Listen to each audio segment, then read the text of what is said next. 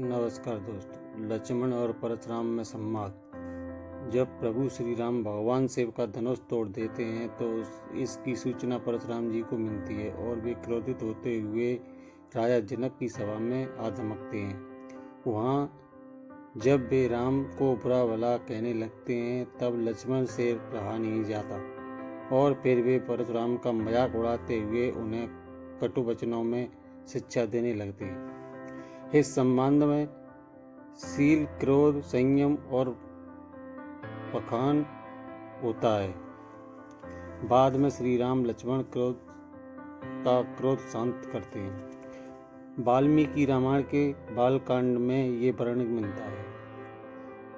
खलबली देखकर जनकपुरी की स्त्रियां व्याकुल हो गईं और सब मिलकर राजाओं को गालियां देने लगीं। उसी मौके पर शिवजी के धनुष का टूटना सुनकर ब्रह्मकुल रूपी कमल के सूर्य परशुराम जी का भयानक वेश देखकर सब राजा भय से व्याकुल हो उठे, खड़े हुए और पिता सहित अपना अपना नाम कहकर सब दंडवत प्रणाम करने लगे, जिस कारण सब राजा आए थे। राजा जनक ने वे सब समाचार कह सुनाए। जनक के वचन सुनकर परशुराम जी ने फिर कर दूसरी ओर देखा तो धनुष के टुकड़े पृथ्वी पर पड़े हुए दिखाई दिए। अत्यंत क्रोध में भरकर वे कठोर वचन बोले, हे रे मूर्ख जनक, बता धनुष किसने तोड़ा? इसे शीघ्र दिखा, नहीं तो अरे मूर्ख, आज मैं जहाँ तक तेरा राज्य है वहाँ तक की पृथ्वी उलट पुलट कर दूंगा। तब श्री रामचंद्र जी सब लोगों को भयभीत देखकर और सीता जी को डरी हुई जानकर बोले।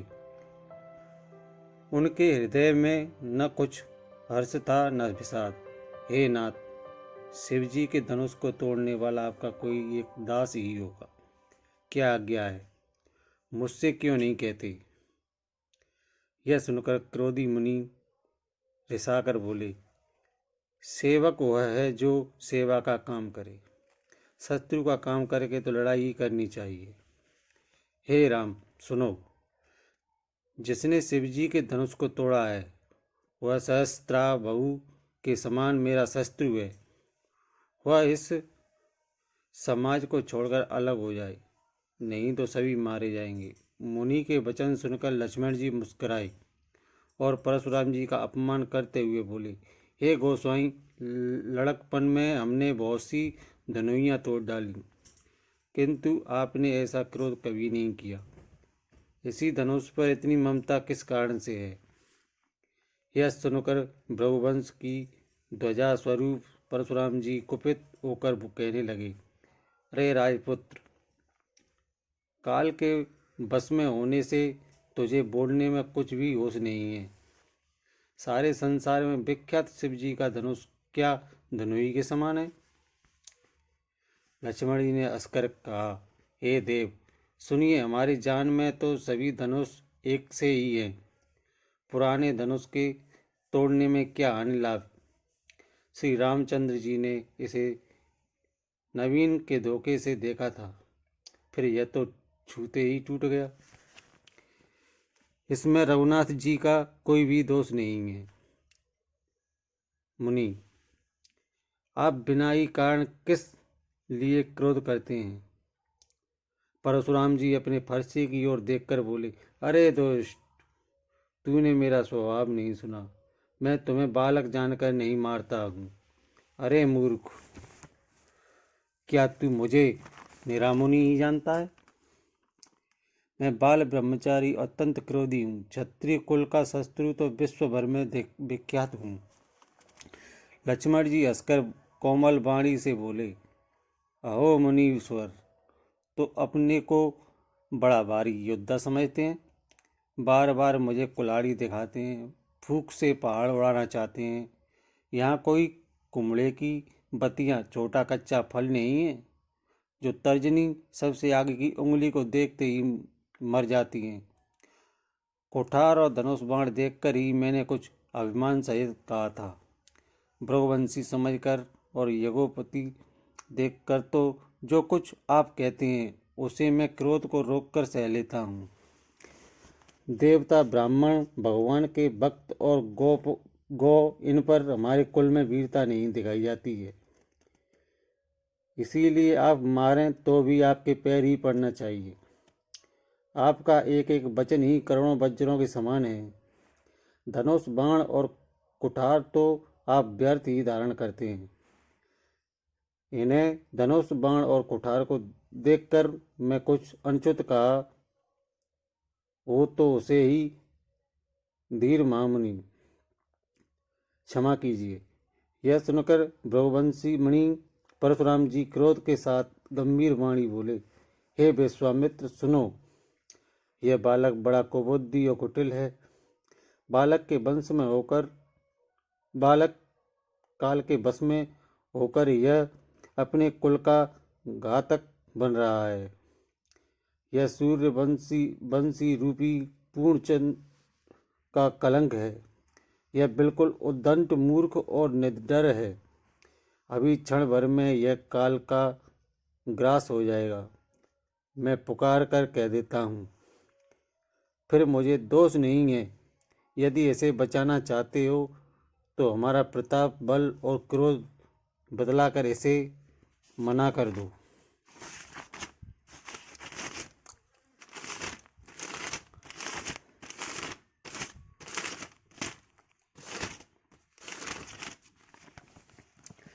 लक्ष्मण जी ने कहा, हे मुनि, आपका सुयश आपके रहते दूसरा कौन वर्णन कर सकता है। आपने अपने ही मुँह से अपनी करनी अनेकों बार बहुत प्रकार से वर्णन की है। इसे पर भी संतोष न हुआ हो तो फिर कुछ कह डालिए। क्रोध रोककर असहाय दुख मत सहिए। आप वीरता का व्रत धारण करने वाले, धैर्यवान और क्षोभ रहित हैं। गाली देते शोभा नहीं पाते। सूरवर तो युद्ध में करनी शूरता का कार्य करते हैं कहकर अपने को नहीं जानते।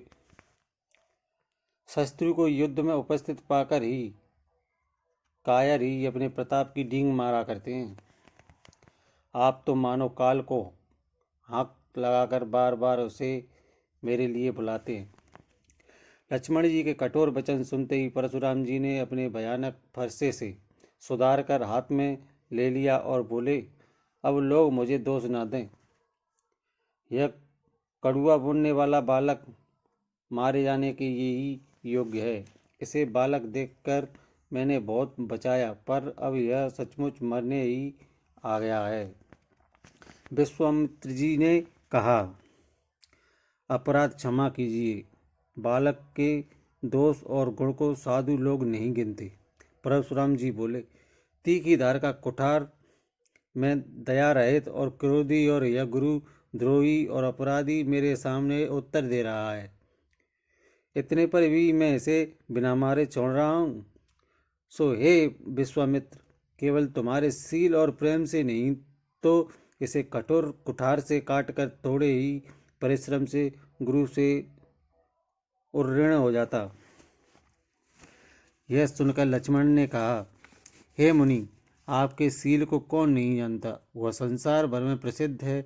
आप माता पिता से तो अच्छी तरह उर्ऋण हो ही गए, अब गुरु का ऋण रहा, जिसका जी में बड़ा सोच लगा है। ये मानो हमारे ही मत्थे काढ़ा था। बहुत दिन बीत गए, इससे ब्याज भी बहुत बढ़ गया होगा। अब किसी हिसाब करने वाले को बुला लाइए तो मैं तुरंत थैली खोलकर दे दूँ। लक्ष्मण जी के कटु वचन सुनकर परशुराम जी ने कुठार संभाली। सारी सभा हाय हाय करके पुकार उठी। लक्ष्मण ने कहा, हे भृगु श्रेष्ठ, आप मुझे फरसा दिखा रहे हैं, पर ये राजाओं के शत्रु मैं ब्राह्मण समझकर बचा रहा हूँ। अन्यथा आपको कभी रणवीर बलवान नहीं मिले हैं। हे ब्राह्मण देवता, आप ही घर में बड़े हैं। लक्ष्मण जी के उत्तर से जो आहत के समान थे, परशुराम जी के क्रोध रूपी अग्नि को बढ़ते देख रघुकुल के सूर्य श्री रामचंद्र जी जल के समान शांत करने वाले वचन बोले, हे नाथ, बालक पर कृपा कीजिए। इस सीधे और दूध मोहे बालक पर क्रोध न कीजिए। यदि यह प्रभु का आपका कुछ भी प्रभाव जानता तो क्या यह बेसमझ आपकी बराबरी करता? श्री रामचंद्र जी के वचन सुनकर वे कुछ ठंडे पड़े। इतने में लक्ष्मण जी कुछ कहकर फिर मुस्कुरा दिए। परशुराम में उनको हंसते देखकर परशुराम जी के श्री राम नख भगवान से शिव का धनुष तोड़ देते शिखा हैं तक तो इसकी सूचना सारे परशुराम शरीर जी को में मिलती क्रोध है छा गया। और वे क्रोधित होते हुए राजा जनक की सभा में आ धमकते हैं। उन्होंने कहा, वहाँ हे राम, जब वे तेरा राम भाई बड़ा को बुरा पापी है। भला कहने लगते हैं यह तब लक्ष्मण से रहा शरीर नहीं से जाता गोरा पर और हृदय का फिर बड़ा वे काला है। परशुराम का मजाक उड़ाते हुए यह विषमुख उन्हें कटु है, वचनों में दूध मोह शिक्षा देने लगते नहीं, हैं। इस संबंध में स्वभाव ही टेढ़ा है। शील, क्रोध, संयम तेरा और अनुसरण नहीं करता, तेरे जैसा पखान शील होता मन है। नहीं है। यह बाद नीच में श्री मुझे राम काल के लक्ष्मण समान नहीं देखता। का क्रोध शांत करते हैं। लक्ष्मण जी ने हंसकर कहा, हे वाल्मीकि मुनि रामायण सुनिए, के बालकांड में ये वर्णन क्रोध मिलता पाप है। का मूल है। खलबली जिसके बस में देखकर होकर जनकपुरी की मनुष्य स्त्रियां अनुचित व्याकुल कार्य हो कर गईं बैठते हैं और सब मिलकर राजा और विश्व भर के मुनिराज मैं आपका उसी दास मौके पर हूँ। शिव जी के धनुष का टूटना सुनकर अब क्रोध त्याग कर रघुकुल दया रूपी कीजिए। कमल के सूर्य टूटा हुआ परशुराम धनुष जी क्रोध करने से का जुड़ नहीं जाएगा। भयानक वेश देखकर खड़े सब खड़े राजा भय पैर से दुखने व्याकुल उठे लगे होंगे, बैठ जाइए। और पिता यदि सहित धनुष अत्यंत ही प्रिय हो अपना तो कोई अपना उपाय किया नाम जाए कहकर और सब किसी बड़े दंडवत प्रणाम करने लगे, गुणी कारीगर को जिस बुलाकर कारण जुड़वा दिया सब जाए। राजा आए थे। राजा जनक ने लक्ष्मण जी के वे बोलने सब से जनक जी समाचार डर जाते कह हैं सुनाए। और कहते हैं, जनक के बस वचन चुप सुनकर रहिए। परशुराम जी ने फिर अनुचित कर बोलना दूसरी ओर देखा अच्छा नहीं। तो धनुष के टुकड़े पृथ्वी तब पर श्री पड़े हुए रामचंद्र जी दिखाई पर दिए। एहसान जनाकर अत्यंत क्रोध परशुराम में जी भरकर बोले, तेरा वे छोटा भाई कठोर समझकर वचन मैं बोले, ऐसे बचा रहा हे रे हूँ। मूर्ख जनक, यह मन का मेला और बता, शरीर का कैसा सुंदर धनुष है, जैसे विष के रस में भरा हुआ सोने का घड़ा। यह सुनकर लक्ष्मण जी फिर हंसे। तब श्री रामचंद्र जी ने तिरछी नजर से उनकी ओर देखा, जिसमें लक्ष्मण जी सुनकर सुविचार विपरीत बुलाकर बोलना छोड़कर गुरुजी विश्वामित्र के पास चले गए। बाद में श्री रामचंद्र जी और परशुराम जी में बहुत बहस होती है और अंत में श्री राम उनके क्रोध को शांत करते हैं। तब परशुराम जी ने कहा, हे राम, हे लक्ष्मीपति, धनुष को हाथ में अथवा लक्ष्मीपति विष्णु का धनुष हाथ में लीजिए और ऐसे खींचिए जिससे मेरा संदेह मिट जाए।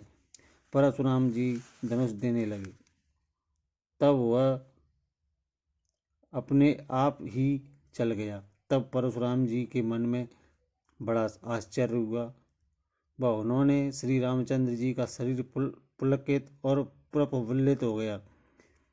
वे हाथ जोड़कर वचन बोले, प्रेम उनके हृदय में समाता न था। तब परशुराम प्रभु श्री राम के गुणगान करने लगे। जय श्री राम।